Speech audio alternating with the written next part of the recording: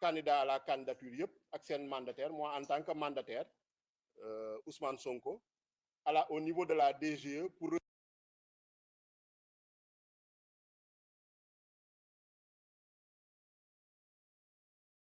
retirer fiche de parrainage donc xam ngeen lu ñu tontu ñu bañal ñu ko nañu Ousmane Sonko nekkul ci liste électorale bi donc mënuñu ko jox fiche de parrainage te loo xam ne suñuy fàttaliku nanguloon nañ ko président Khalifa Sall nanguloon nañ ko président Karim Wade en 2019 mais en 2023 ñu bañal ko Ousmane Sonko et ñoom tamit arrêté ministère de l'intérieur ba nga xam ne moom mooy fixer modèle collecte fiche de parrainage yi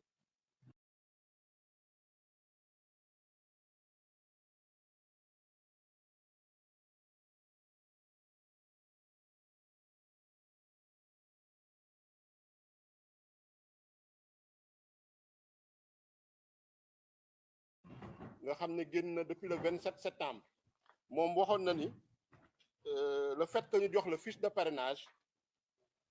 neewul ni yow dañ la reconnaître statut candidat à la candidature donc loolu rek waroon na jeexal yaakaar naa ni mbir mi foofu le 29 septembre ñu jox ñu suñu fiche de parrainage comme tous les candidats à la candidature parce que le fait de le remettre fiche de parrainage joxu la benn statut joxu la benn faveur donc mais ñoom dafa bokkoon seen stratégie pour tere ñu déposer suñu dossier au niveau du conseil constitutionnel donc ay lu ñuy woowee ci tubaab ay manœuvres dilatoires buñ ci jógee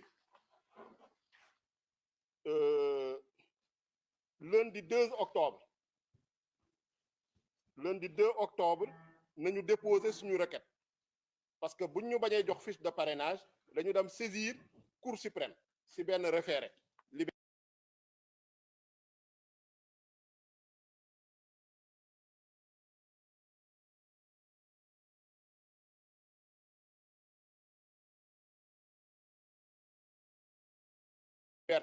saisir également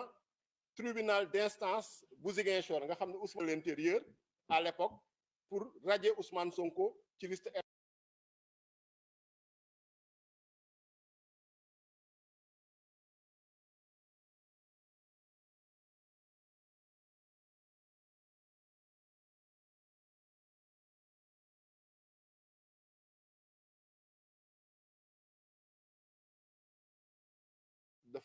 dafoon réquisitoire en faveur de Ousmane Sonko jàpp ni pour moom dañoo violer droit fondamental Ousmane Sonko te Cour suprême dafa waroon arrêter violation boobu mooy maanaam DGE joxe fiche de parrainage ensuite 12 octobre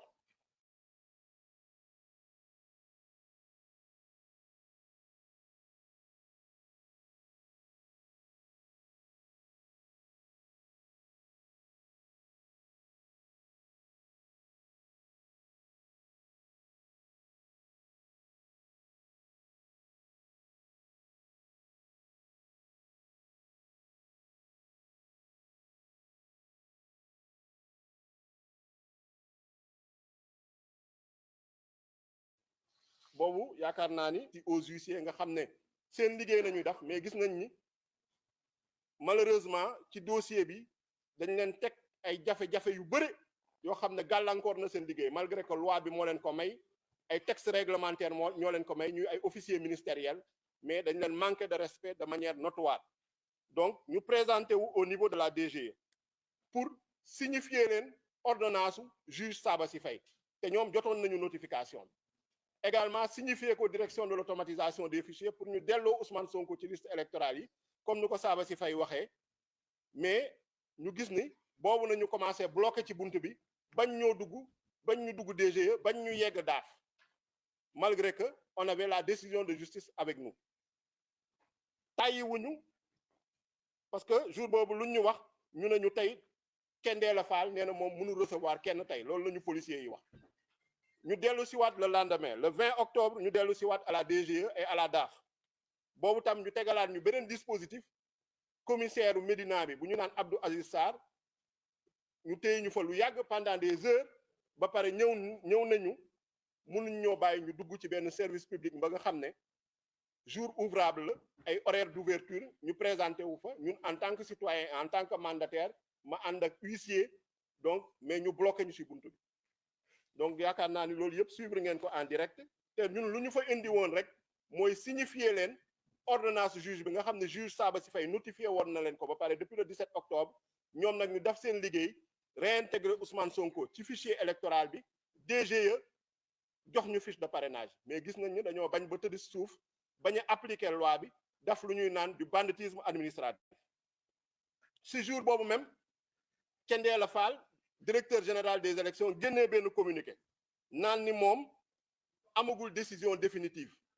moo tax joxul Ousmane Sonko ay fiche de parrainage am parce que état dafa fas yéene daf recours te ñëpp xam nañ ni code électoral lu mu ci wax article 47 alinéa 4 mooy décision yi dañ ko war a appliquer immédiatement yaakaar naa loolu ñëpp xam nañ ko Sénégal léegi loi organique cour suprême lu mu wax mooy ni recours pourvoi de cassation contre type décision ordonnance yooyu ces recours là ne sont pas suspensifs soo demee ci article 36 ak article 74 loi organique cour suprême leeral na ko mais ñu continuer ñun dans la légalité ñu saisir kuréel bu ñuy naan commission électorale nationale autonome ñoo ngi ko saisir le 22 octobre saisir ko pour mu jox ndigal DGE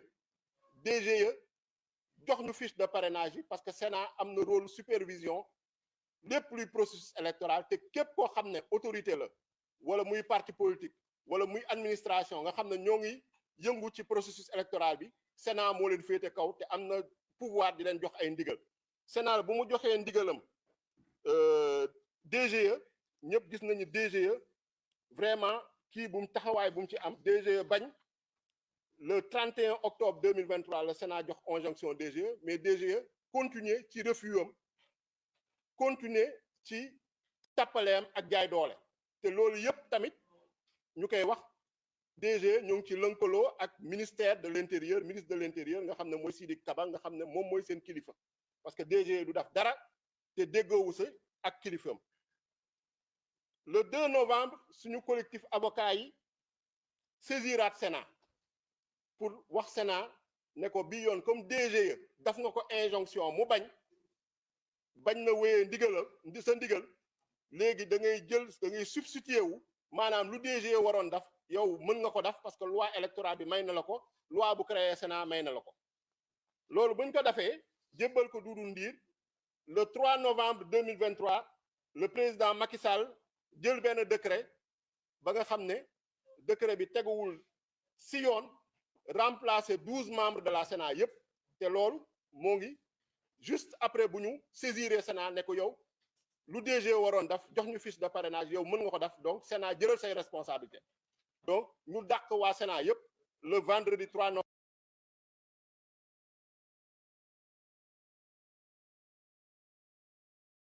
novembre par décret présidentiel ba nga xam ne pratiquement respecté wul benn charte wala benn loi nga xam ne moom nañu war a jël suñuy remplacer membre Sénat yi bu si njëkk mooy tànn nañ fa ay ñoo xam ne xamee nañ leen par parloo parce que dañu yoroon ay mouvement de soutien wala mës nañu nekk ay candidats di soutenir waa APR wala bokk ci élection te ñooñu tànn nañ leen en tant que membre Sénat respecté wuñu am na ñoo xam ne seen mandat jeexul woon ñu remplacer leen également am na ay consultation yu ñu waroon def balaa ñoo remplacer membres yi respecté wuñ ko bu ñuy jël décret boobu moo taxoon ni acteurs yëpp nga xam ne ñoo ngi ci processus électoral yi parti politique yi candidats yi ak organisation de la société civile laajoon Macky Sall retirer décret boobu mais ba léegi décret boobu kenn retiré wu ko malgré tout am na benn recours en excès de pouvoir ba nga xam ne déposé nañ ko sur l'initiative de Ndiaga Sylla ñun ñëpp ñu jàpp ci pour que ñu annuler décret boobu ensuite si biir novembre mois de novembre 2023 boobu le 6 et le 7 novembre ñun ñu dem Sénat parce que dañu jàpp ni administration continuité la malgré que jël nañu décret remplacer leen mais jàppoon nañu en tant que équipe bu bees bi ñëwul toog équipe ba fa newoon nga xam ne Doudou Ndir mooy président ba mënoon na jël ay dogal pour satisfaire suñu demande donc dem nañu Sénat à 2 reprises le 6 et le 7 novembre mais malheureusement ñoom itam ñu jaay leen doole tegal leen fa ay policiers empêché ñu accès bi finalement buñ ñu recevoir Doudou Ndir moom lu mu wax ne mënul def dara tant que équipe bu bees bi toogul donc suñu requête au niveau de la Sénat jamono jooju foofu la yemoon ñu nekk ci procédure yi parce que ñoom benn objectif nañu am naka nañ ñuy perteloo temps ba ñu yóbbuñu mooy lu ñuy woowee forclusion maanaam délai yu dépôt yi jot du ñu am pièces yu ñu war a am du ñu mën a déposer su boobaa maanaam suñu dossier duñ ko mën a déposer kon du ñu mën a bokk loolu moo doon seen objectif loolu moo doon seen stratégie moo tax ñu le 17 novembre avant le 17 novembre déjà en mois de 23 octobre ñoom bu décision Sabassy Faye bi génnee état bi en l'occurrence agent judiciaire de l'état defoon nañu un pourvoi en cassation boobu ñoo ngi ko vidé le 17 novembre 2023 ñëpp gis lu fa xew cour suprême malgré que avocat général bi Ousmane Diagne dafa plaider woon ñu rejeter pourvoi état bi parce que jàpp na ni pourvoi état bi sukkandikuwul ci dara gis nañ ni juge cour suprême yi finalement dañoo décider casser ak annuler décision président tribunal d'instance Ziguinchor muy Sabassy Faye te gis nañ ni malgré loolu tamit nuñ ko defee méngoowul ak yoon parce que juge yi juróom nañu woon bu ñuy statuer mais bu ñu ñëw rendre décision ñeent nañu woon parce que dafa am ci juge yi kenn ku ci beñoon ne moom mënul endosser décision boobu parce que gis nga ni décision boobu méngoowul ak jurisprudence cour suprême lu mu doon àtte le 30 novembre donc décision wu cour suprême boobu le 17 novembre dafa casser annuler décision wu Ziguinchor bi ba pare renvoyer ko au tribunal d'instance de Dakar mooy maanaam dañu delluwaat ci situation bu ñu nekk avant décision Ziguinchor bi donc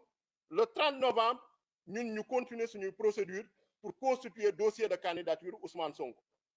mooy ba ñu demee caisse de dépôt et consignation déposer suñu chèque 30 millions nga xam ne mooy représenter montant caution bi bañ fa yeggee également yaakaar naa ni préciser woon nañ leen ko ñu dalal ñu vraiment avec un très bon accueil servir ñu fa café ñu waxtaan ak ñun ñu jox leen suñu chèque ñu dem vérifier chèque bi vérifier également kayit yu ñu war a vérifier en tant que mandataire ne candidat bu ñu présenté benn coalition de partis politiques légalement constituée moo ko investir loolu yëpp ñu leeral leen ko ñu soog ñu jox suñu quittance bu ñu génnee yaakaar naa ni presse baa ngi fa woon ñu def un point de presse avec journalistes yu fa nee woon en l'occurrence le directeur de la communication et du marketing de la caisse de dépôt et de consignation moo ñu accompagné woon sax bu ñu génn mun nañu bonne chance man ba ma sama ginnaaw laa yëgee ni waa caisse de dépôt et consignation de lu ñu defoon nee nañ dellu nañ ci ba nee na yónni nañ le huissier boo xam ne retourné na la chèque bi te jamono ji mooy wax ak yéen gisuma huissier gisuma chèque donc nga xam ne loolu xaw na doy waar te man lendemain bi laa voyagé parce que dama amoon mission assemblée nationale pour COP 28 dem Dubaï du 1er au 8 décembre nekkuma fi woon donc xawma huissier boobu fan la ma gisee ak fan la jaar mais lu leer ba leer ñun loo xam ne parce que ñoom seen déclaration dañu ne si jour bi même bu ñu joxee quittance dañu ne duñ ñu jox attestation dès le 4 décembre ñu yebal suñu huissier maître Waynde Dieng pour mu dem interpeller le directeur général de la caisse de dépôt et de consignation moo xam ne mooy Cheikh Issa Sall xam ne ñëpp xam nañ ko APR la bokk mu interpeller ko si lu mu wax ni du joxe attestation jaabante na fa le 4 gisu ko muy le 5 mu delluwaat fa gisu ko le 6 mu delluwaat fa munu kaa gis te chaque fois ay lay nañ koy kii dugg na fii jaar na fële ñëwagul dafa nekk réunion le 8 mu demaat fa la semaine du 4 au 8 dem na fa 4 fois pour interpeller Cheikh Issa Sall bu mu ko mënul gis nag xam ne kii nag refus recevoir huissier bi la mu defal ko procès verbal de constat interpellatif directeur général caisse de dépôt et consignation ne kii bëggul joxe attestation te ñoom ñoo doon ne dañu may wër pour delloo ma sama chèque ñoom ñu yónnee leen huissier ñemewuñu recevoir huissier bi ba lu ñu doon wax ñu dëggal ko huissier bi enregistré ko donc huissier bi dafa leen procès verbal constat interpellatif décision Ziguinchor bi cour de suprême mu ngi ko annulé da ko delloo tribunal d'instance de Ziguinchor de Dakar loolu 14 décembre 2023 yaakaar naa ni yéen ñëpp suivre ngeen ko foofu tam ñu amaat fa ndam bu rëy ordonnance président tribunal d'instance hors classe de Dakar nga xam ne honorable juge Ousmane Racine Thion annulé waat radiation Ousmane Sonko joxe waat ndigal ñu delloo waat Ousmane Sonko ci liste électorale bi yaakaar naa ni yéen ñëpp suivre ngeen décision boobu nga xam ne c'est une décision qui doit être immédiatement appliquée selon l'article 47 alinéa 4 du code électoral article 36 ak 74 loi organique portant création de la Cour suprême 18 décembre 2023 juge bi notifié ordonnance bi parti yëpp notifié ko ministre de l'intérieur notifié ko DG notifié ko DAF notifié ko ñëpp ak avocat yi mais malgré tout le 19 et le 20 décembre ñu delluwaat DG ñu delluwaat DAF delluwaat caisse de dépôt et consignation service yooyu yëpp bloqué ñu ci buntu bi bañ ñoo recevoir teg ay alkaati yu takku pour ne ñii buñ leen bàyyi ñu dugg mooy man en tant que mandataire ma ànd seeg sama avocat maître Ciré Clédor Ly ak l'huissier de justice maître Guillaume Sagna te ñun lu ñu taxoon a jóg mooy comme nu ñu defoon ci procès bu njëkk bi décision bu njëkk bi signifier leen décision bi ba pare ne leen lu ngeen war a def maanaam yow DGE da ngaa war a joxe fiche de parrainage puisque décision am na da nga ko war a appliquer immédiatement joxel fiche de parrainage mais mënuñoo gis cendee la faal daaf da nga war a delloo immédiatement Ousmane Sonko ci liste électorale yi moom la juge bi ndogal mënuñoo gis Fiacre Badiane le directeur de l'automatisation du fichier CDC caisse de dépôt et consignation da nga war a joxe attestation parce que kii déposé na caution en bonne et due forme ba nga jox ko quittance léegi attestation moo ci des jox ko mënuñoo gis Cheikh Issa Sall le directeur général de la caisse de dépôt et consignation ñoom ñëpp làqatu seen ginnaaw bureau teg ay alkaati si buntu bi ne ñii buñ leen bàyyi ñu accéder te ñu jiite ay service public jiite ay administration ñoo xam ne askan wi nañ fi nekkal te ñemewuñu jàkkaarloog ñun wax ñu seen argument wala seen version nga xam ne nekkuñu ci yoon léegi nag ñu gis ni autorités yi notamment ministre de l'intérieur DG DAF caisse de dépôt et consignation dañoo persister ci lu ñuy woowee banditisme administratif persister ci seen refus appliquer décision de justice yi persister également ci loo xam ne ak yelleefu donc Ousmane Sonko di ko salfaañe te teg nañu jéego yépp ak procédure yu ñu waroon teg yépp lu ñu waroon def yépp def nañ ko pour que en tout cas ci njekk ak teranga ñu exécuter wu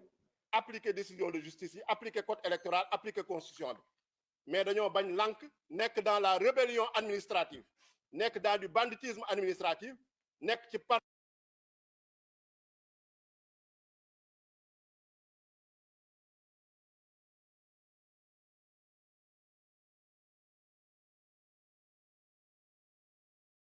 parloo caaxaan ak tappale teg légalité fële mel ni nekkatuñu ci état de droit soo gisee ba léegi ministre de l'intérieur ak ministre de la justice ñu jëloon ñoo xam ne ñoo créé problème ñëpp xam nañ on l'a amené aux affaires étrangères parce que xam nañ ni lu ñu def ñu fa teg ñu bees ba léegi déggoo ci kenn prononcé wu ci affaire bi parce que ay avocat nañu xam nañu yoon xam nañu nekkuñu ci yoon Sidiki Kaba xam na ni nekkul ci yoon Maître Aïssata Tall Sall avocat la xam na ni nekkul ci yoon moo tax duñ ci wax léegi ñoom ñu ñuy saraxe nag mooy fonctionnaire yi ñu ñuy saraxe mooy administration bi ñoom Thiendella Fall ñoom Fiacre Badiane alors que ñooñu ay exécutants lañ mais ñoom ñooy commanditaires yi ak Macky Sall ak candidat am Amadou Ba nga xam ne mooy premier ministre moo jiite gouvernement bi donc situation bi nii la demee te ñëpp gis nañ ni ñoom lu ñu benn mbir rek moo leen ci taxoon a jóg mooy tardeel ñu ba ñu bañ a déposer suñu dossier de candidature au niveau du conseil constitutionnel au lieu que ñu am interlocuteur administration ay policiers nañ ñu tegal ne policiers yi jox leen ay instructions yoo xam ne ministre de l'intérieur lay jóge directement administration bu ñu dem bu leen bàyyi ñu dugg muy mandataire bi Ayib Daffé muy huissier muy avocat yi malgré que ñun ñëpp on a des cartes professionnelles man en tant que député huissier bi en tant que officier ministériel avocat bi également yoo xam ne dafa war a accéder à tous les services publics mais malheureusement pour ñoom lu ñu doon viser comme objectif mooy maanaam bañ ñu déposer loolu mujjiwul antu parce que suñu dossier déposé nañ ko en bonne et due forme au conseil constitutionnel te mun naa leen yëgal ni Ousmane Sonko déposé na son dossier en bonne et due forme au conseil constitutionnel te mun naa leen yëgal ni Ousmane Sonko sax moo njëkk déposé Ousmane Sonko moo njëkk déposé au conseil constitutionnel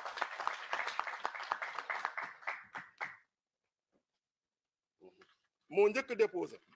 donc récépissé de dépôt baa ngi nii récépissé de dépôt de déclaration de candidature yaakaar naa ni leer na ensuite convocation suñu convocation pour tirage au sort le 28 décembre mu ngi nii donc je pense que loolu leer na nañ parce que pièce yëpp yoo xam ne parce que dossier bi déclaration de candidature la déclaration de candidature yoo xam ne article L57 article L121 L122 du code électoral ñooy wax pièces yu ko accompagner 9 pièces yu ko accompagner yëpp motal nañ ko déposer ko ànd seeg suñu parrainage suñuy également attestation yoo xam ne war nañ ci ànd ak preuve yëpp yoo xam ne depuis le 29 septembre 2023 nga xam ne huissier constaté na ko mooy wane ni ñun lu ñu waroon daf yëpp pour jot ci yenn pièces yi daf nañ ko mais dafa am ñoo xam ne ñoo nekk dans du banditisme administratif ay hauts fonctionnaires ñoo xam ne administration nañ leen jox mais ñu yaakaar ni seen moomeel la ñu def lu leen neex te yaakaar naa ni loolu conseil constitutionnel ci jurisprudence am en 98 am na jurisprudence bu ñu naan Insa Sangaré leeral na ko nee na am na loo xam ne responsabilité administration ci àq ak yelleefu citoyen moom mu def lépp loo xam ne waru garam la pour jot si su ko xasee ba def ba prouver ko kenn mënu ko reprocher loo xam ne moom mooy banditisme administration wala carence administration leeral na ko également ci décision yu bëri yoo xam ne ñun en tant que groupe parlementaire Yewwi Askan Wi ñoo ngi koy déposé au niveau du conseil constitutionnel bu si mujj mooy le 14 décembre 2023 décision ba nga xam ne dañ ko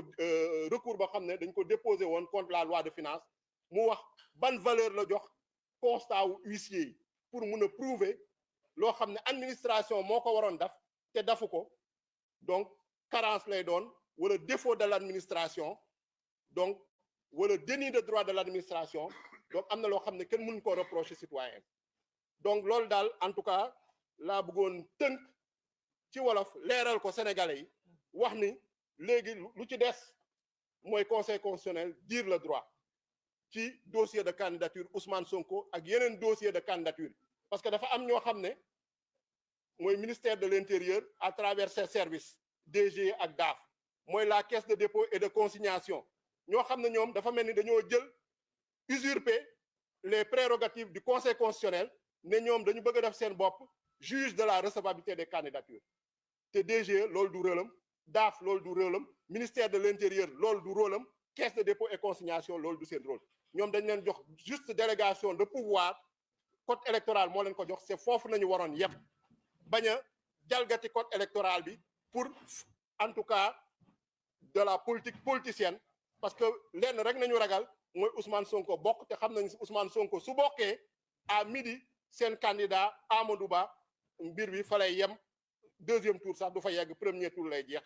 donc loolu daal nañu bëggoon leeral sénégalais yi di gërëm ñëpp di sant ñëpp donc merci.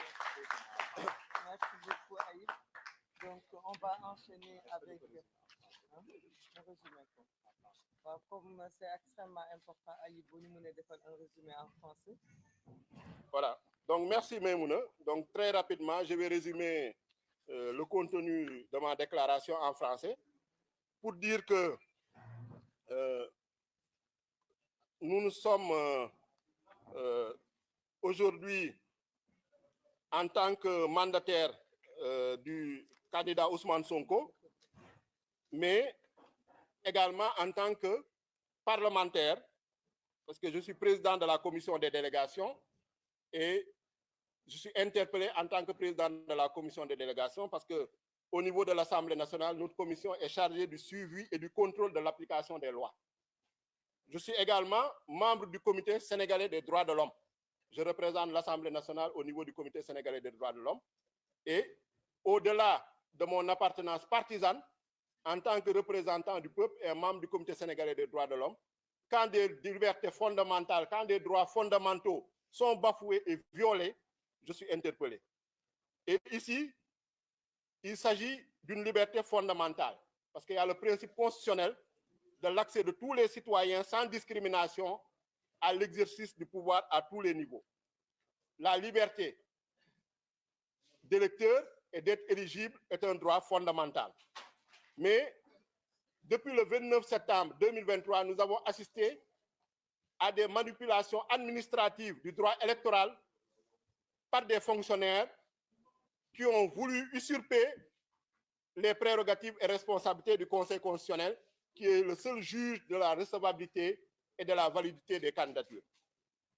Donc, je ne serai pas très long pour rappeler juste quelques dates. Le vendredi 29 septembre 2023, on s'est vu, moi en tant que mandataire, et l'huissier Maître Wayne opposer un refus infondé et non motivé de la part de la Direction générale des élections, service du ministère de l'Intérieur, de nous remettre les fiches de collecte de parrainage pour le candidat Ousmane Sonko, sous le prétexte fallacieux que Ousmane Sonko n'est pas électeur, n'est pas sur les listes électorales. Alors que l'arrêté du ministre de l'Intérieur, qui fixe le modèle des fiches de collecte de parrainage, précisait que la délivrance des fiches de parrainage n'est pas la reconnaissance d'un quelconque statut du candidat à la candidature. Donc, et on refuse à Ousmane Sonko ce qu'on avait accordé en 2019 au président Khalifa Sall et Karim Wade. Donc, sur cette base, nos avocats ont introduit, les avocats du candidat Ousmane Sonko, les requêtes aux fins d'annulation de la radiation du président Ousmane Sonko des listes électorales et un référé liberté auprès de la Cour suprême. Le jeudi 12 octobre 2023, le président du tribunal d'instance de Ziguinchor, l'honorable juge Saba Sifei, a fait droit à la requête d'Ousmane Sonko en annulant la radiation des listes électorales et en ordonnant sa réintégration sur les listes électorales, malgré toutes les tentatives d'intimidation, toutes, en tout cas les menaces faites à son encontre, notamment par le biais de l'agent judiciaire de l'État, ce qui a amené d'ailleurs l'Union des magistrats du Sénégal à faire un communiqué pour dénoncer son non-respect de la séparation des pouvoirs. Cette décision a été notifiée à toutes les parties le 17 octobre. Le 19 et le 20 octobre, nous nous sommes présentés avec l'huissier pour signifier ces décisions, cette ordonnance, aux services centraux du ministère de l'Intérieur, en l'occurrence la Direction générale des élections, dirigée par M. Thiendella Fall, la Direction de l'automatisation des fichiers, dirigée par M. Fiacre Badiane, et également au ministre de l'Intérieur lui-même, à la Sénat, à l'agent judiciaire de l'État. Mais au niveau de la Direction générale des élections et de la DAF, on nous a opposé des barricades policières donc, qui nous ont empêchés d'accéder aux locaux en violation de toutes les lois et règlements de ce pays et de tous nos droits. Le 20 octobre, le même directeur général des élections justifiait cette rébellion, ce non-respect des décisions de justice par le fait qu'il n'y avait pas de décision définitive et que l'État du Sénégal avait décidé d'exercer les voies de recours qui s'offrent à lui, ce qui est une violation flagrante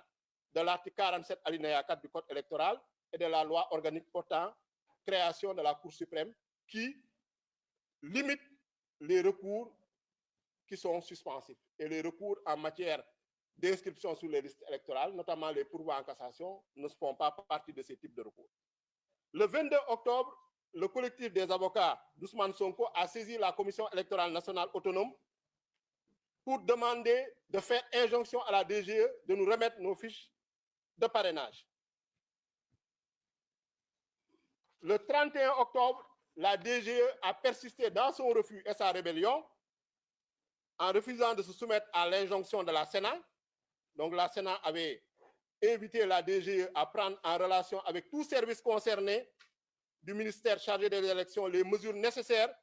pour faire tenir à la disposition du mandataire de M. Ousmane Sonko, et ce, dans les meilleurs délais, la fiche de parrainage, la clé USB ainsi que tout autre outil de collecte prévu par la loi. Donc la DGE a persisté dans son refus, ainsi que les services du ministère de l'Intérieur. Donc le 2 novembre, le collectif des avocats a saisi encore la Commission électorale nationale autonome pour lui demander d'enjoindre à la DAF de réintégrer immédiatement et sans délai Ousmane Sonko sur les listes électorales, de dessaisir la DGE et de se substituer à elle en délivrant directement les fiches de parrainage à Ousmane Sonko, et d'informer à toute fin utile le Conseil constitutionnel sur la discrimination que subit Ousmane Sonko, qui aura moins de temps de collecte de parrainage que les autres candidats du fait des obstructions illégales de la Direction générale des élections. Et à notre grande surprise, après cette demande, requête du 2 novembre, le vendredi 3 novembre, le président Macky Sall a pris un décret remplaçant tous les 12 membres de la Commission électorale nationale autonome, en violation de la loi portant création de la Sénat et du protocole additionnel de la CEDEAO sur la démocratie et la bonne gouvernance, qui dit qu'on ne peut pas réformer substantiellement le dispositif électoral dans les 6 mois précédant les élections sans le consentement d'une large majorité des acteurs politiques. Donc cette violation a été dénoncée par le collectif des organisations de la société civile, qui a demandé le retrait de ce décret pour non-respect du principe des consultations des corps constitués, le choix de personnalité, le non-respect du principe du choix de personnalité indépendant, neutre et impartial, et le non-respect du mandat de 6 ans et renouvelable par tiers tous les 3 ans. Donc un recours en annulation est présentement déposé contre ce décret par les candidats, les organisations de la société civile et les partis politiques de l'opposition. Le 6 et le 7 novembre, nous sommes allés à la Sénat pour rencontrer le président Doudou Ndir et lui demander de prendre ses responsabilités. Parce que nous avons jugé à l'époque que l'administration est une continuité. En attendant la mise en place de la nouvelle équipe, il fallait que l'équipe, en tout cas, qui gère les affaires courantes, prenne ses responsabilités. Malheureusement, le 8 novembre, le président de la Sénat a répondu qu'il ne pouvait rien faire puisqu'il ne se considérait plus comme président de la Sénat et qu'il fallait attendre que la nouvelle équipe soit installée. Nous avons pris malgré tout notre mal en patience. Le 17 novembre, il y a eu l'arrêt de la Cour suprême qui a cassé et annulé la décision du 12 octobre 2023 du président du tribunal d'instance de Ziguinchor, Sabassy Faye, et qui nous a renvoyés devant le tribunal d'instance hors classe de Dakar. Donc, malgré un réquisitoire de l'avocat général Ousmane Diagne à notre faveur, et qui rappelle un peu le réquisitoire également de l'avocate générale Marème Diop Gueye, dans le procès jugement en référé devant la chambre administrative de la Cour suprême, la Cour suprême n'a pas suivi les réquisitoires de ses avocats généraux et a cassé la décision du juge Sabassy Faye en renvoyant au tribunal d'instance de Dakar. Le 30 novembre, nous nous sommes rendus à la caisse de dépôt et consignation pour déposer notre chèque représentant le montant de la caution de 30 millions du candidat Ousmane Sonko. Nous avons été reçus avec tous les honneurs par les services de la caisse de dépôt et consignation.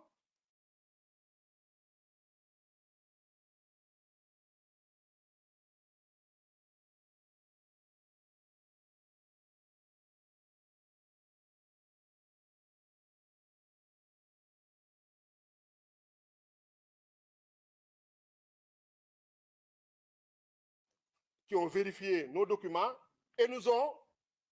après le 8 décembre 2023, notre huissier, Maître Wayne Dien,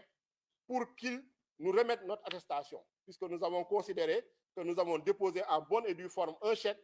et qui nous avait remis en une quittance, il devait nous remettre l'attestation. Sauf à vouloir violer le code électoral, en tout cas, et ce qu'ils sont persistés à faire. Et nous avons, l'huissier a dressé un procès verbal de constat interpellatif après avoir constaté que le DG, Cheikh Issa Sall, jouait à cache-cache avec lui pendant une semaine. Le 14 décembre 2023, nous avons obtenu une nouvelle victoire judiciaire avec l'ordonnance du président du tribunal d'instance hors classe de Dakar,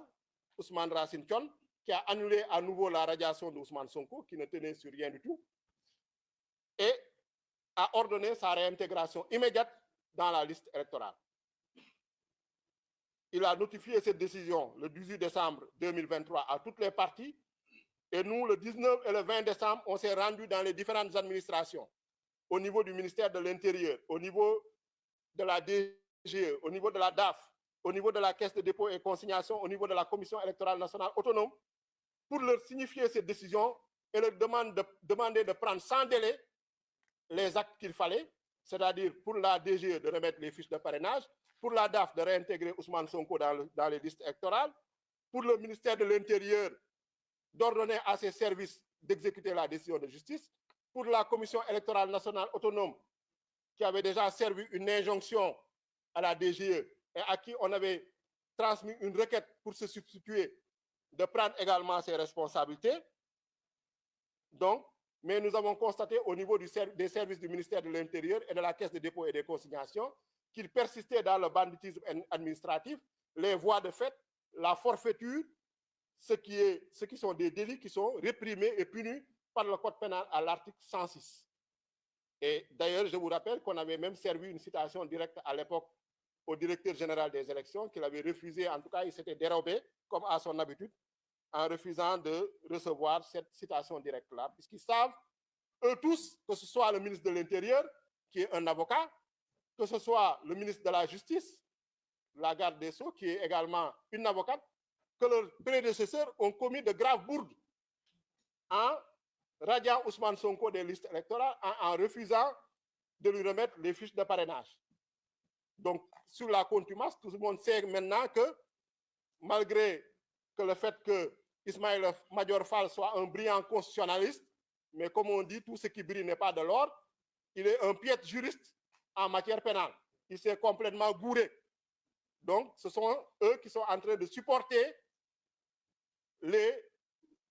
inconséquences et les incohérences de leurs prédécesseurs. Et ils refusent même de se prononcer, mais malgré tout, ce sont eux qui donnent les directives à ces hauts fonctionnaires qui sont en train de les appliquer sans aucune base légale ni aucun fondement. Donc, au vu de tout cela, vous avez constaté avec nous que cette administration, le ministère de l'Intérieur et son administration, la Caisse de dépôt et de consignation, aidés en cela, soutenus en cela par de hautes autorités, notamment le président de la République qui a eu à prendre un décret remplaçant tous les membres de la Sénat, le Premier ministre qui est lui-même le premier intéressé puisqu'il est lui-même candidat, puisque c'est lui le premier qui a gagné à ce que Ousmane Sonko soit écarté de la compétition, puisqu'il pense que si Ousmane Sonko participe, il n'a aucune chance.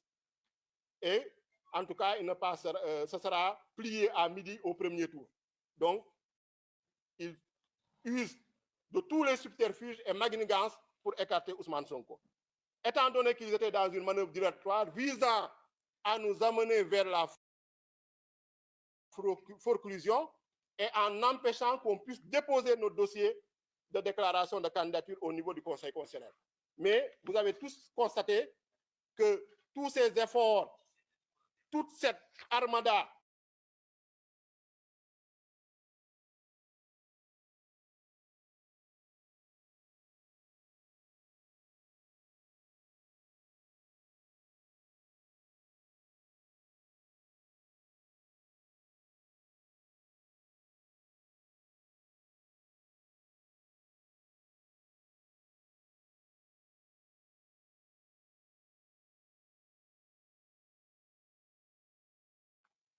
tous ces moyens financiers, ces milliards qu'ils ont dépensés en frais d'honoraires 121 du code électoral, et en ce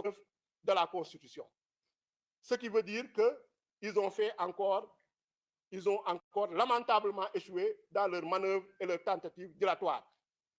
Et qu'ils restent au Conseil constitutionnel en tant que seul juge de la recevabilité et de la validité des candidatures à dire le droit et seulement le droit en validant la candidature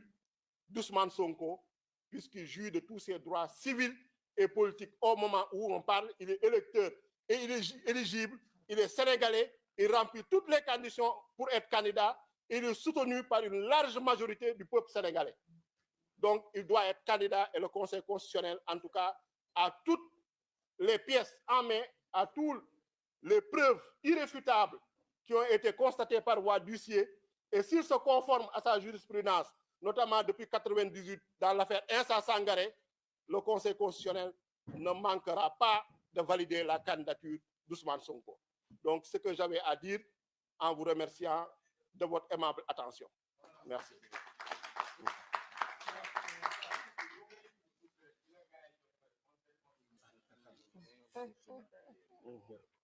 Voilà, donc non, en tout cas,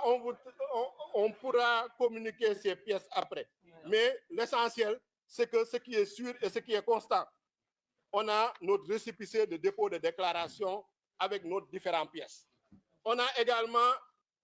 est convoqué également au tirage au sort, comme tous les candidats, pour, en tout cas, le contrôle des parrainages. Donc, c'est ce que j'avais à dire. Je vous remercie donc de votre aimable attention.